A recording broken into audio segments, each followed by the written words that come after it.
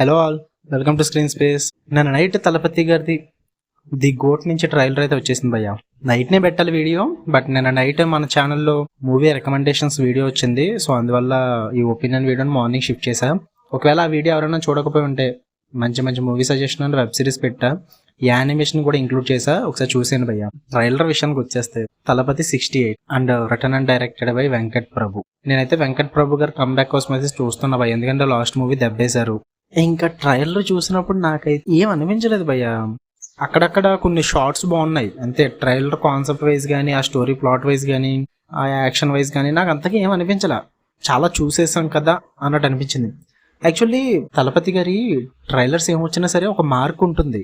ఇప్పుడు beast trailer కానీ, వారసుడు కానీ, దాని ముందు ఏమొచ్చినా సరే ట్రైలర్స్ అన్ని, లియో కానీ, ఇవన్నీ కూడా ఒక మార్క్ ఉంటాయి. అంత ఈజీగా ఏమి నెగ్లెక్ట్ చేసే టైప్ ఉండవు, కొంచెం మెప్పించేలాగా ఉంటాయి. నాకైతే అది మిస్ అయింది అనిపించింది భయ్య.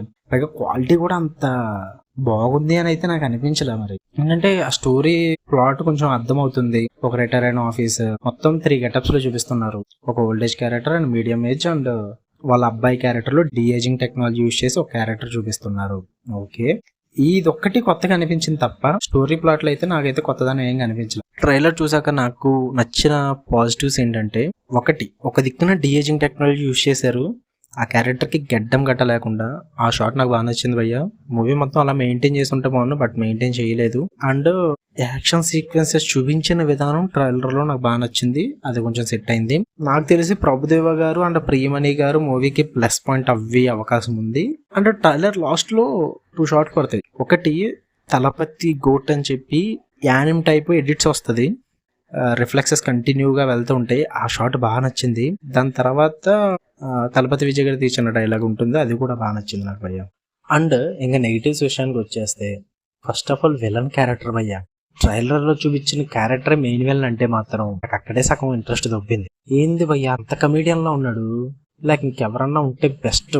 నేనైతే తట్టుకోలేను, వాడు మెయిన్ విలన్ అంటే మంచి కమీడియన్ అనిపించేది నాకైతే. అండ్ సెకండ్ వన్ వచ్చి డిఏజింగ్ టెక్నాలజీ భయ్య. చేసిన క్యారెక్టర్ వైజ్ ఓకే, చూడడానికి ఓకే అనిపించిన ఆ క్యారెక్టర్ డైలాగ్ చెప్తుంటే నాకు కొంచెం ఆడ్గా అనిపించింది, అంటే నాకు అంత నచ్చలేదు. అండ్ థర్డ్ వన్ వచ్చేసి స్టోరీ ప్లాట్ భయ్య, నాకు నచ్చింది. మెయిన్ ఎన్నోసార్లు చూసిన ప్లాట్ లాగా అనిపించింది నాకైతే, నాకు కొత్తగా ఏం అనిపించలేదు. మరి వెంకట్ ప్రభు గారు ఏమన్నా మ్యాజిక్ చెయ్యాలి, ఆ స్క్రీన్ ప్లే అండ్ డైరెక్షన్ పరంగా ఏమన్నా మ్యాజిక్ చేస్తే, సో ఆ విధంగా ఏమన్నా జరిగితే బాగుంటుంది.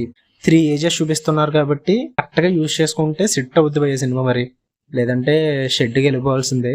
And one of the biggest minus ఏంటంటే మూవీకి already BGM and songs already మీరు రిలీజ్ అయిన వినే ఉంటారు.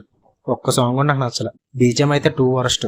ఇక్కడ ట్రైలర్ లో ఎక్స్పెక్ట్ చేసా బీజిఎం ఉంటుందని చెప్పి, ఇక్కడ కూడా ఏం కనిపించలేదు పోయినా. మరి యువన్ శంకర్ రాజు గారు అయితే ది బెస్ట్ మ్యూజిక్ డైరెక్టర్ అని చెప్పాలి, బట్ ఈ మూవీకి ఏమైందో నాకు అర్థం కావట్లేదు.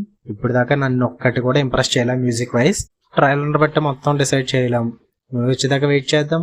అక్కడ ఏమైనా మ్యాజిక్ జరిగితే సినిమా హిట్ అయిపోద్ది, డౌట్ లేదు. నేను హిట్ అవ్వాలని కోరుకుంటా, వెంకట్ ప్రభు గారు కమ్బ్యాక్ ఇవ్వాలని కోరుకుంటా. Okay, let's see, hope for the best. Love you all. And movie recommendations video ఉంది, ఫస్ట్ చెప్పాను కదా, ఒకసారి వెళ్ళి చూసేయండి, లైక్ చేయండి, షేర్ చేయండి, సబ్స్క్రైబ్ చేయండి.